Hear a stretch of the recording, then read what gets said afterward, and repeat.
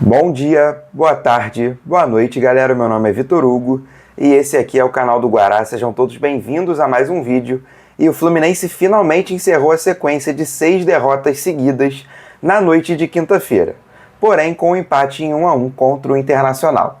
E é esse jogo que a gente vai fazer a análise tática no vídeo de hoje. Então, sem muito mais enrolação, eu já vou pedindo para que você deixe o seu like aqui embaixo e que você se inscreva aqui no canal do Guará caso você não seja inscrito. Eu te lembro que a nossa meta é chegar aos 1000 inscritos até o final do ano, então eu conto com a inscrição de cada um de vocês. E antes da gente rodar a vinheta, agradecer a cada um de vocês que se inscreveu aqui no canal do Guará nos últimos dias, porque nós batemos a meta dos 800 inscritos. Agora, faltam menos de 100 e estamos na contagem regressiva para poder chegar aos 900 e estar cada vez mais perto do 1K no final do ano. Então conto com a inscrição de cada um de vocês. Vamos rodando a vinheta para falar de Fluminense Internacional.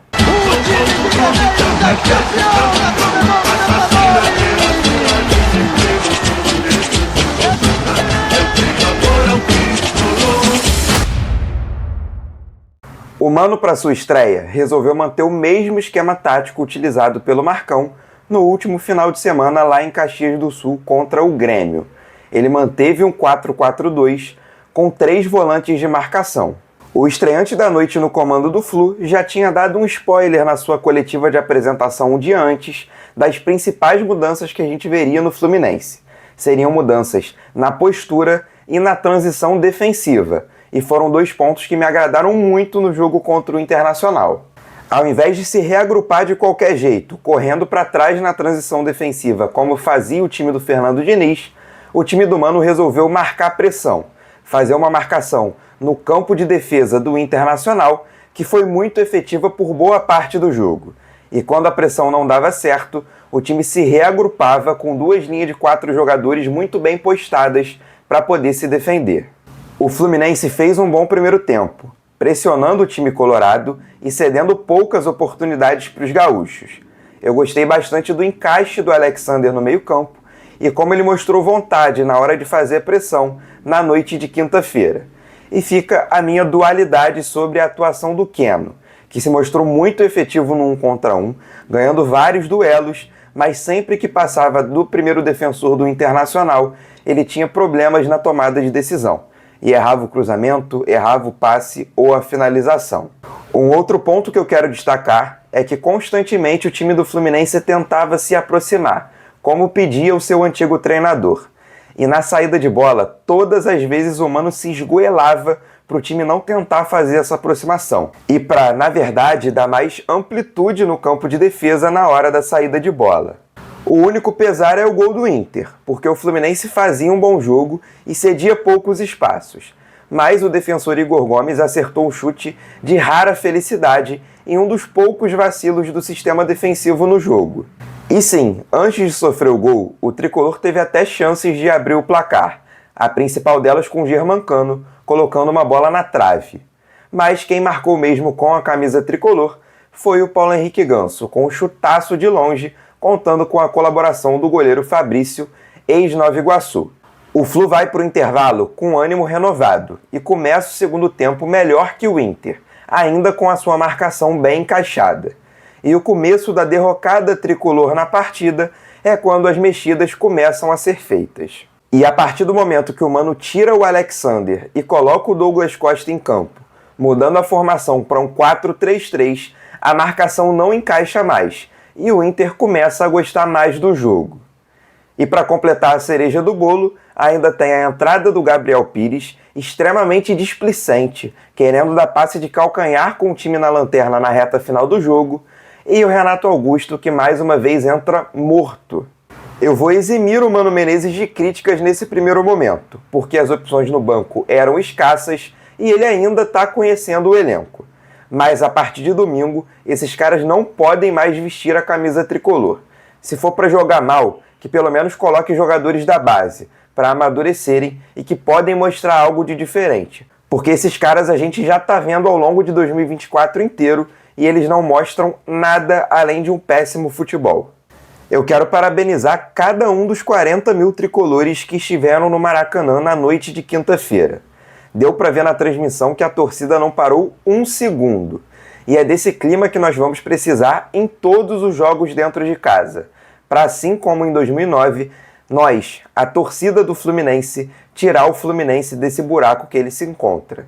Eu queria deixar como um complemento da análise tática a leitura lúcida do Mano Menezes de como foi o jogo na coletiva de imprensa. Porque, primeiro, a equipe fez um bom início de jogo, sim. Acho que ontem, na apresentação, me perguntaram o que eu havia trabalhado em 2 treinamentos, e eu elenquei algumas coisas, e elas estiveram presentes na equipe, e isso me deixa parcialmente satisfeito. Também acho que não poderia ser tão diferente, assim, tão rápido. Mas a equipe realmente teve pressão mais sobre a bola, mais à frente, para tentar recuperar a bola mais à frente. Recuperou ela, né? Até tivemos uma infelicidade na primeira que recuperamos, ela sobrou para o Cano, e o Cano chutou um toco, popularmente falando no futebol, e que até fez com que a gente, né, pensasse que ia perdê-lo cedo no jogo. E depois tivemos a bola no poste, também numa recuperação. Acho que a equipe foi tendo a postura que a gente quer dela, tá?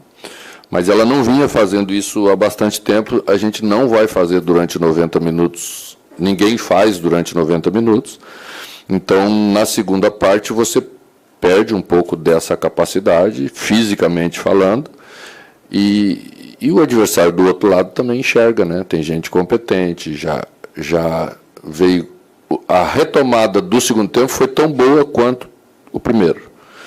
A partir da metade, talvez 20 e poucos minutos, é que nós fomos perdendo essa condição, né? Aí entra um pouco de leitura de jogo, entra um pouco de momento de alguns atletas, que aí já entra e às vezes não estão conseguindo responder. Não é fácil entrar num jogo que está em alta rotação como aquele, às vezes você demora um pouquinho. E as outras questões são as leituras de um jogo grande, assim. Às vezes você tem os seus momentos, depois o adversário tem os momentos dele. Jogos grandes são assim. Acho que a gente melhorou em alguns aspectos, depois no meio-campo sofremos um pouquinho, por exemplo, no gol que tomamos a bola por dentro, é um pouquinho de ansiedade de retomar a bola, e aí você faz errado.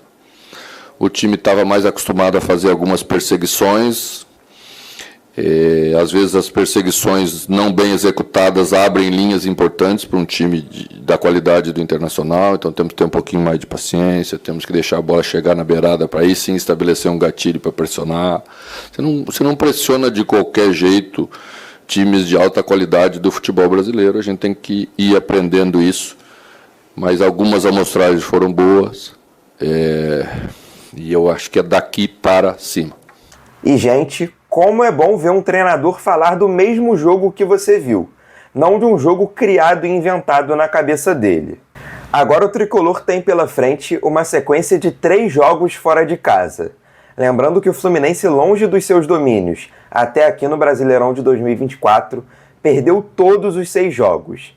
E está nas mãos do Mano nos fazer pontuar nessas partidas para que a gente chegue contra o Palmeiras no jogo que fecha o turno no Maracanã com um clima positivo, para conquistar 3 pontos e terminar essa primeira parte do campeonato com o máximo de pontos possíveis.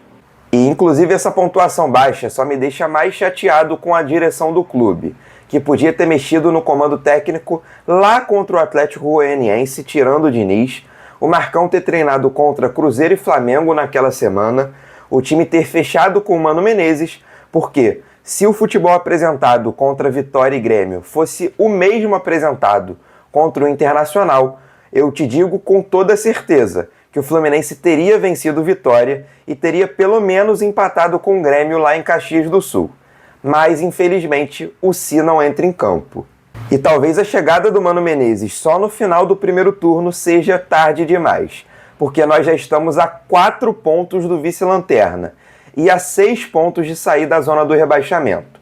A nossa situação só piora a cada rodada. O que fica para mim de certeza é que vamos precisar dar reforços para o Mano para ele conseguir executar o milagre que nós precisamos nesse ano de 2024. E é assim que eu vou ficando por aqui, agradecendo a cada um de vocês pela audiência e te lembrando que caso você não tenha deixado o like lá no começo do vídeo, esse é o momento perfeito para apertar no botão de gostei aqui embaixo.